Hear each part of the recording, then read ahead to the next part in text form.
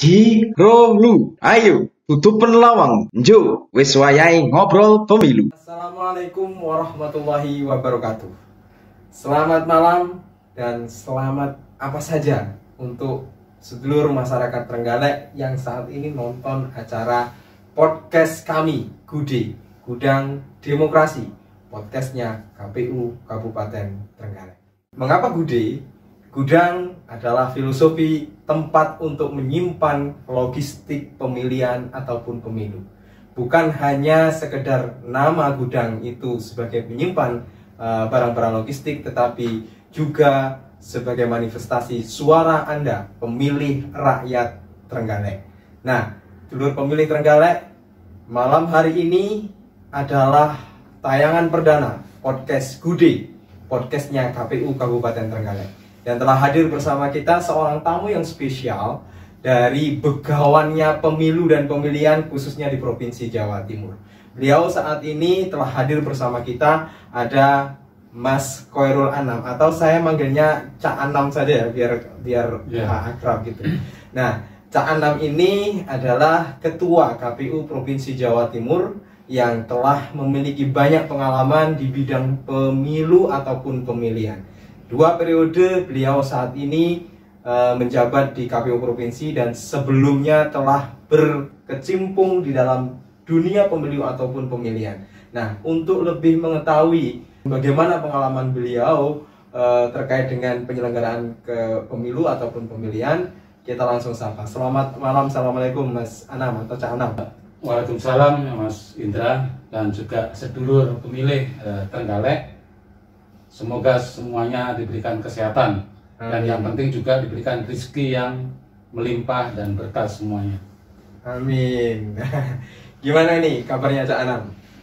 Alhamdulillah sehat, luar biasa. Apalagi Pilkada 2020 di Provinsi Jawa Timur, alhamdulillah semua bisa berjalan dengan relatif lancar, aman, kondusif, demokratis dan bermartabat. Alhamdulillah, ini sesuatu yang patut kita syukuri bersama pemirsa. Nah, sebelum kita ngobrol banyak, sebenarnya ada beberapa hal yang ingin kita tanyakan untuk kita sampaikan kepada sedulur pemilih yang ada di Kabupaten Trenggalek, Cak Anam. Nah, ini mungkin ada banyak yang penasaran bagaimana sih profil Cak Anam selaku Ketua KPU Provinsi Jawa Timur, pengalaman apa saja yang sudah Cak Anam lalui selama menjadi penyelenggara ataupun sebelum menjadi penyelenggara. Ya, terkait pengalaman ya, jadi pengalaman maupun juga bagaimana saya bergelut di dunia kepemiluan, jadi memang tidak instan ya, jadi cukup panjang sejarah yang saya alami dalam proses kepemiluan. Proses kepemiluan pertama kali saya bergelut ada di pemantau pemilu. Jadi saya sudah tertarik dalam dunia pemilu itu sejak tahun 99. Atau pemilu pertama pasca reformasi. Saat itu saya masih kuliah, saya sangat tertarik dalam proses pemilu, sehingga kemudian saya tahun 99 bergabung menjadi relawan atau volunteer di lembaga pemilu namanya ANFREL, University Network for Election and Fair and Play ya. Jadi sebuah lembaga pemantau yang berbasis sebagai mahasiswa, kawan-kawan mahasiswa. Di situ saya mulai terjun dalam dunia kepemiluan, menjadi pemantau di ANFREL. Kemudian tahun 2002 saya juga aktif di JPPR ya, Jaringan Pendidikan Pemilih untuk Rakyat. Saat itu saya dipercaya sebagai koordinator untuk wilayah Kota Surabaya. Jadi saat itu membawai kurang lebih 2.400 relawan di 16 kecamatan di Kota Surabaya. Itu berlangsung sampai pemilu presiden sampai kurang lebih tahun 2005. Itu di JPPR, Jaringan Pendidikan Pemilih untuk Rakyat. Baru kemudian tahun 2008 saya mendaftar sebagai KPU di Kota Surabaya dan alhamdulillah takdir memberikan saya amanah sebagai komisioner KPU Kota Surabaya di tahun 2009 sampai kemudian 2014. Kemudian saya mencoba untuk mendaftar di KPU Provinsi Jawa Timur dan alhamdulillah juga takdir membuat saya aktif di penyelenggaraan pemilu di tingkat Provinsi Jawa Timur. sampai hari ini periode kedua. Jadi kalau dihitung-hitung aktif di dunia kepemiluan itu kurang lebih sampai tahun 2021 ya 20 kurang lebih 20 tahunan ya. Jadi 21 tahunan ya aktif di dunia kepemiluan. Jadi sangat panjang sekali kalau bicara terkait pemilu yang sudah saya alami selama ini. Itu mungkin sedikit pengalaman saya di aktif di dunia kepemiluan. Nah, kalau saya dengar dari yang Cak Anam sampaikan ini, artinya posisi amanah yang saat ini sedang dijalankan oleh Cak Anam ini tidak berlangsung secara instan. Ada proses panjang, mulai dari mahasiswa ya. Mulai mahasiswa. Nah, saya agak sedikit tertarik dengan Unfrail ini. Kalau dilihat dari singkatan namanya, ini dari bahasa Inggris. Ini basisnya ada di mana ini Unfrail ini, Mas?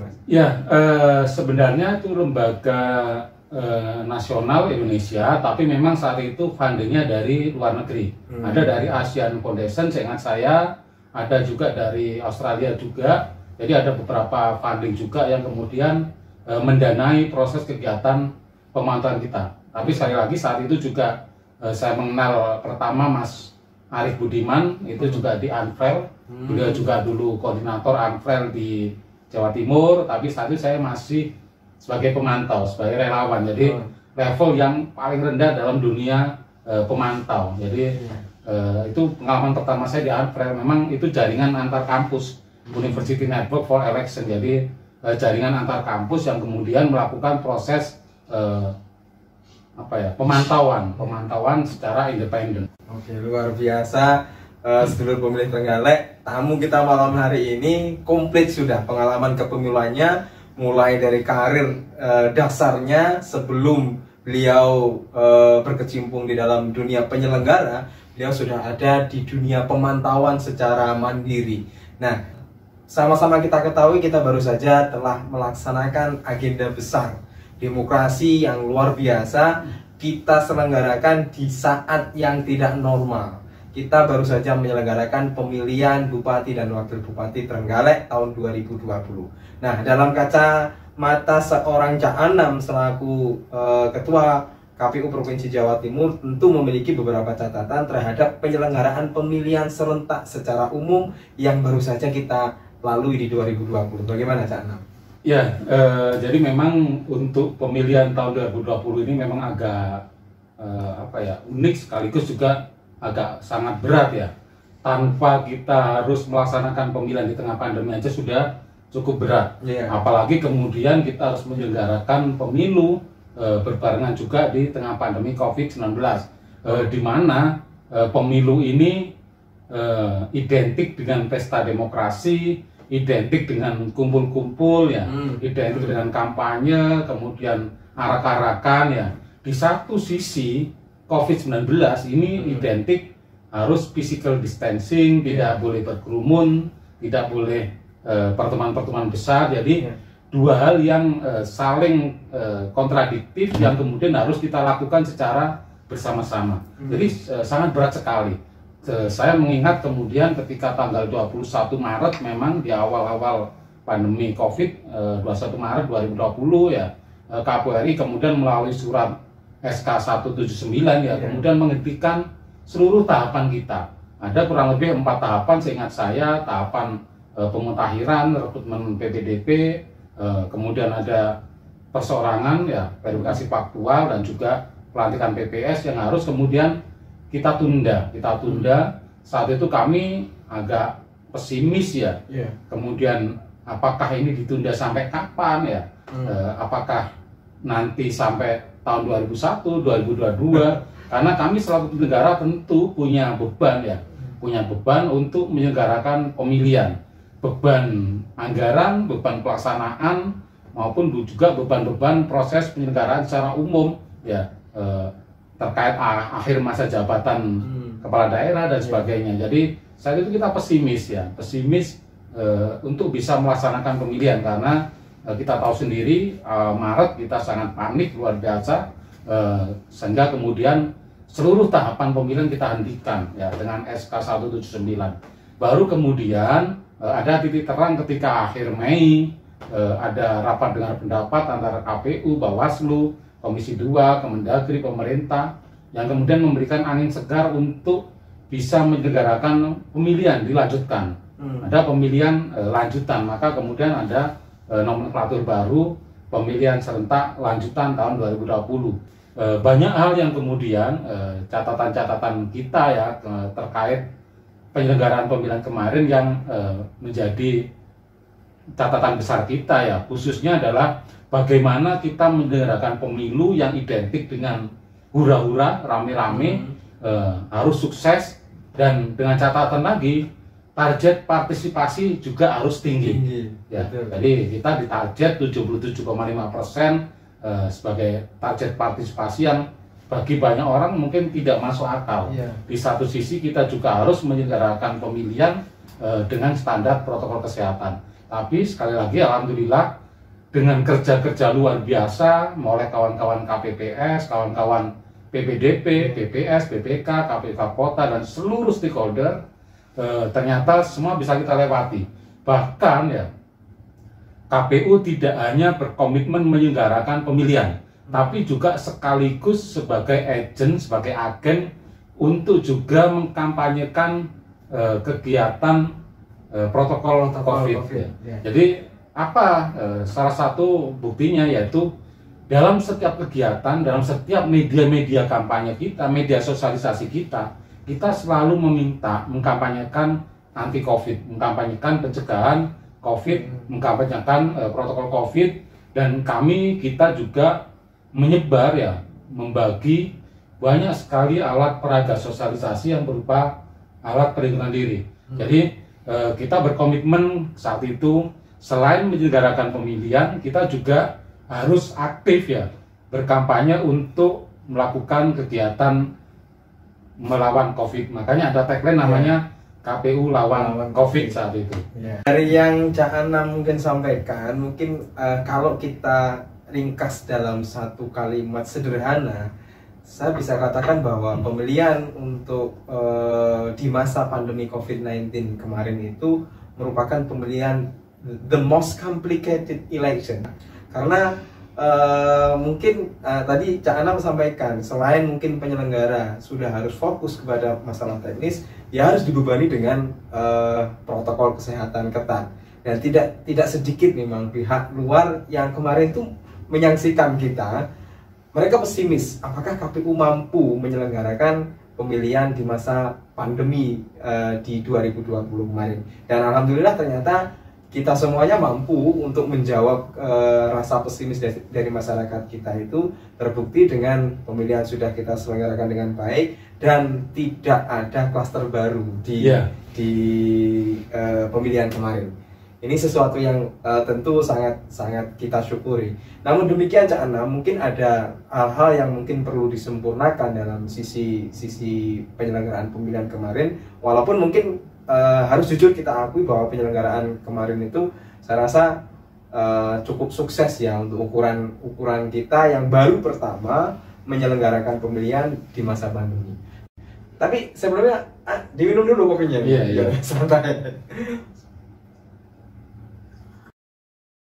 Ya, memang satu hal yang patut kita syukuri ya. Jadi selain memang kita tidak ada namanya klaster pilkada ya, yang memang selama ini ditakutkan oleh banyak pihak ya. Yang kedua juga tingkat partisipasi ya. Banyak pihak yang menilai ini partisipasinya pasti turun, pasti jeblok, pasti jelek ya. Tapi faktanya ya, pemilihan kemarin tingkat partisipasi khususnya di Jawa Timur ya, secara umum 19 kabupaten kota ada kenaikan 7%. Ya, jadi ada kenaikan 7% kalau dibandingkan dengan pilkada tahun 2015. Jadi bahkan ada beberapa kawan-kawan KPU kota ya, misalkan ada Kabupaten Gresik, ada Kota Blitar, ini yang kemudian melebihi ekspektasi sampai di atas 80% ya, melebihi dari target nasional. Secara umum di Jawa Timur kemarin partisipasi kurang lebih ada 72% ya kehadiran pemilih, dan ini sangat tinggi sekali. Meskipun tidak mencapai target nasional, tapi kalau dibandingkan dengan pilkada 2015 ini ada kenaikan 7,1 atau 7,2%. Jadi kita membuktikan kepada publik bahwa kita tidak hanya mampu menyelenggarakan pilkada atau pemilihan di tengah pandemi dengan baik, lancar, aman, kondusif, tapi di satu sisi kita juga mampu meningkatkan partisipasi pemilih yang hadir ke TPS. Dan yang saya sampaikan tadi ya, salah satu poin dalam proses pemilihan di tengah pandemi ini, KPU mampu memberikan edukasi kepada masyarakat untuk tertib dalam protokol kesehatan. Salah satunya misalkan kita mewajibkan semua pemilih yang datang ke TPS ini menggunakan masker. Ya. Ini secara tidak langsung kemudian ini memberikan edukasi.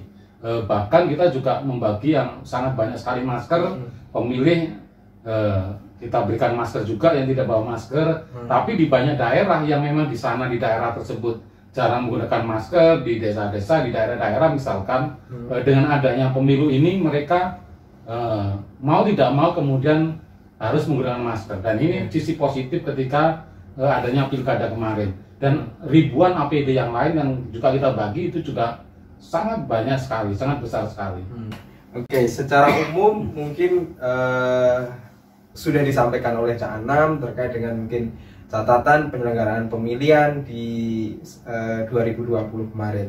Nah, karena Cak Anam ini adalah yang secara hierarkis ada di atas kami di KPU Kabupaten Kota, beliau berwenang untuk mensupervisi kami, untuk memonitoring kami selama penyelenggaraan pemilihan kemarin. Nah, dari hasil monitoring ataupun supervisi Cak Anam selaku KPU Provinsi Jawa Timur, mungkin ada catatan khusus untuk penyelenggaraan di Kabupaten Trenggalek, Cak Anam. Ya, kalau secara khusus di Trenggalek ya, jadi memang dari pemilu ke pemilu khusus memang untuk Trenggalek kita memang agak tidak terlalu ketat dalam melakukan supervisi. Kenapa? Memang karena memang kultur di Trenggalek ini masyarakatnya adalah cukup adem ayem lah. Jadi resistensi antar perbedaan pendapat ini tidak terlalu keras. Jadi Trenggalek kita kategorikan sebagai zona hijau. Kalau ada seperti COVID, Trenggalek ini kita kategorikan zona hijau untuk setiap kegiatan pemilu. Sehingga memang dan kita lihat juga selama ini di Trenggalek hampir bahkan nol kejadian-kejadian yang luar biasa. Tapi di pemilu 2019 kemarin kita pernah ada penghitungan suara ulang. Ya itu karena memang beberapa sebab lah, dan itu masih kita maklumi. Dan dari proses pemilihan yang luar biasa di Pileg 2019 saya kira itu sesuatu yang sangat kita maklumi. Dan khusus pilkada ini kita lihat Trenggalek juga tidak ada permasalahan, bahkan hampir tidak ada problem ya. Seluruh kegiatan pemilu mulai proses pendaftaran calon, kampanye, kemudian juga saat hari pemungutan suara, penghitungan, rekap, semuanya berjalan dengan lancar, aman, kondusif. Bahkan juga kita tidak melihat ada sengketa di Mahkamah Konstitusi ya, tidak ada laporan DKPP maupun juga sengketa di TUN juga tidak ada. Jadi secara umum kita melihat di Trenggalek lancar, aman, kondusif, meskipun ya secara tingkat partisipasi ini juga kurang memenuhi target. Jadi kalau bicara peningkatan di Trenggalek ini setahu saya dibanding 2015 kemarin ini hanya meningkat 0,5% ya. Jadi 67,89% lah, kisaran segitu ya. Jadi peningkatan partisipasinya masih kurang. Meskipun sekali lagi ini tetap kita patut kita syukuri ya, tidak sampai turun. Jadi masih ada kenaikan meskipun 0,5%. Dan saya kira itu tidak menjadi sesuatu yang mengurangi ya, tidak mengurangi kualitas pelaksanaan pemilihan kemarin, tidak mengurangi kepercayaan publik kepada KPU maupun kepada calon yang terpilih, bupati maupun wakil bupati yang terpilih. Secara umum clear, pilkada Trenggalek cukup bagus, terlaksana dengan sesuai dengan regulasi ya. Dan yang paling penting calon maupun yang terpilih ini juga semuanya legowo. Kita kembali lagi bersatu padu masyarakat Trenggalek untuk membangun Kabupaten Trenggalek untuk bisa lebih baik lagi. Dan terpenting bagi calon yang terpilih, bupati dan wakil bupati, mudah-mudahan diberikan kekuatan dan mampu mengemban amanah sesuai visi dan misinya. Salah satunya adalah bagaimana upaya untuk mensejahterakan masyarakat Trenggalek untuk bisa lebih baik, lebih sejahtera lagi. Amin, amin, amin, amin. Ini tentu menjadi harapan kita semua, khususnya untuk masyarakat Kabupaten Trenggalek. Kami atas nama KPU Kabupaten Trenggalek dalam hal ini mewakili dari semua kelembagaan di KPU Kabupaten Trenggalek tentunya mengucapkan terima kasih yang luar biasa kepada masyarakat Trenggalek, di mana sebagaimana yang disampaikan oleh Cak Anam atas hasil monitoring dan supervisi bahwa di Trenggalek selama penyelenggaraan pemilihan ataupun pemilu tergolong di zona hijau. Jadi ini juga berkat kontribusi besar dari masyarakat Trenggalek tentu, yang tentu tidak menginginkan adanya konflik ataupun perseteruan yang ada di lokal Trenggalek. Dan ini tentu menjadi harapan kita bersama ini untuk bisa kita pertahankan, syukur-syukur kalau kita tingkatkan. Jadi kita sudah berhasil mengantarkan masyarakat Trenggalek untuk memilih pemimpin sesuai dengan mungkin yang dikehendaki oleh masyarakatnya. Tinggal bagaimana masyarakat Trenggalek untuk bisa menagih janji-janji kampanyenya bupati terpilih. Mungkin seperti itu ya, Cak. Iya.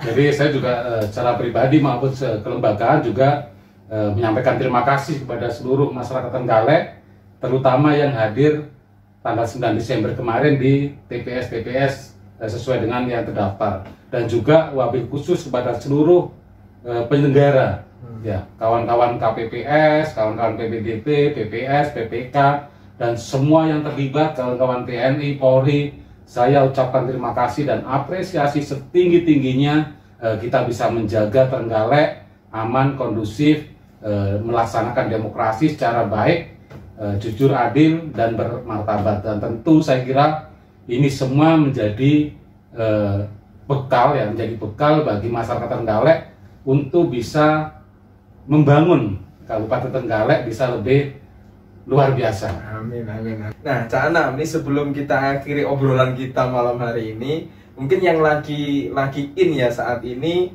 terkait dengan desas-desus RUU Pemilu.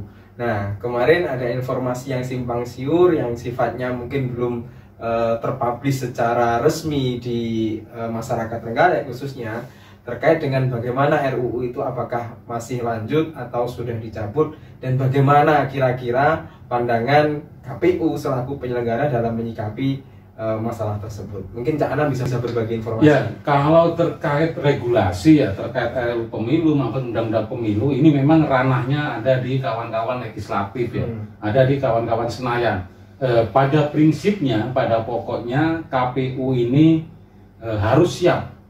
Harus siap apapun yang kemudian diamanatkan oleh undang-undang. Meskipun memang harapan KPU kemarin ada revisi undang-undang pemilu, agar pemilu kita tidak diserentakkan di tahun 2024, ya. Karena tentu ketika diserentakkan akan sangat berat sekali. Ada 3 pemilu yang harus kita selenggarakan di tahun 2024. Ada pemilu legislatif, ada pemilu presiden, dan ada pemilu kepala daerah secara serentak. Harapan KPU kemarin sebenarnya untuk pilkada serentaknya ini bisa tetap sesuai jadwal awal, yaitu di tahun 2023. Tapi faktanya memang pembuat regulasi berharap semuanya tetap dilakukan serentak di tahun 2024. Sehingga apapun itu, bagaimanapun itu, kita sebagai penyelenggara ini harus siap. Harus siap untuk memberikan yang terbaik, melaksanakan penyelenggaraan pemilu, memfasilitasi pemilih menggunakan hak pilihnya, sehingga kemudian apapun itu kita harus siap. Dan tentu harus ada beberapa terobosan-terobosan baru agar penyelenggaraan pemilu di tahun 2024 yang cukup saling tumpuk serentak itu bisa berlangsung dengan lancar. Dan tentu salah satu terobosan yang penting ini adalah menggunakan teknologi informasi. Ya, jadi penguatan teknologi informasi ini menjadi kunci bagaimana kemudian penyelenggaraan pemilu bisa berlangsung meskipun harus dilakukan secara bersama-sama. Sekali lagi saya sampaikan, salah satu kunci kesuksesan untuk pilkada atau pemilu serentak 2024 ini adalah di teknologi informasi. Kita pengalaman di tahun 2019 ya, 2019 ada cukup banyak petugas KPPS yang kelelahan sehingga cukup banyak yang meninggal ya, wafat, kurang lebih 600 atau 700 seluruh Indonesia ya. Ini dikarenakan salah satu faktornya adalah terlalu banyak melakukan pengisian berita acara, karena saat itu ada 16 partai politik, ada kemudian 40 lebih calon DPD, sehingga kemudian ada Pilpres juga, sehingga kita harus melakukan duplikasi ya, membuat berkas itu salinan berita acara yang cukup banyak sekali, dan itu memang cukup melelahkan karena dikerjakan di tengah malam hari ya. Maka kemudian dengan terobosan IT Sirekap kemarin ini akan mengurangi kerja-kerja kawan-kawan KPPS, sehingga tidak terlalu banyak kemudian harus membuat salinan. Jadi saksi dari partai politik cukup diberikan salinan digital, tidak lagi menggunakan salinan menggunakan kertas. Jadi paperless nanti konsepnya. Jadi paperless, atau kalau bahasa kawan-kawan di Jakarta bisa dikatakan sebagai green election atau pemilu hijau.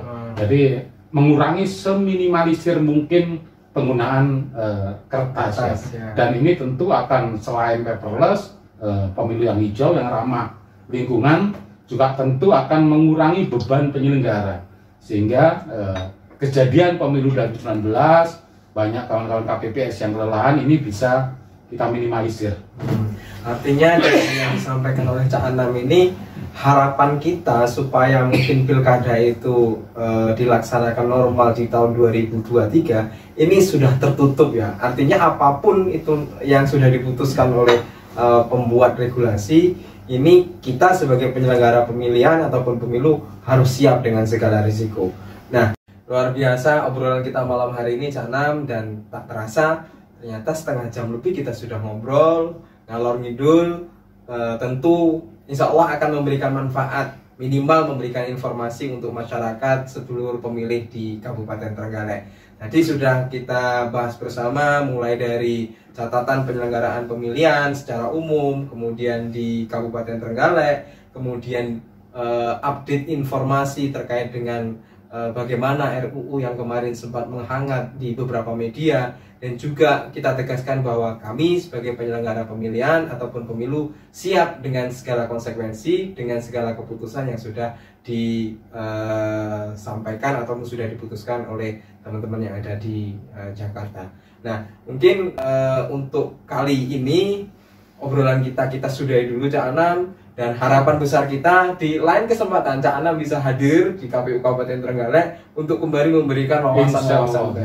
Nah, terima kasih luar biasa malam hari ini obrolan kita, dan jangan lupa masyarakat sedulur pemilih Trenggalek untuk selalu pantau channel podcast kami, yaitu di Gude, Gudang Demokrasi, podcastnya KPU Kabupaten Trenggalek. Saya Muhammad Indra, host kali ini, mengucapkan terima kasih dan selamat malam. Assalamualaikum warahmatullahi wabarakatuh.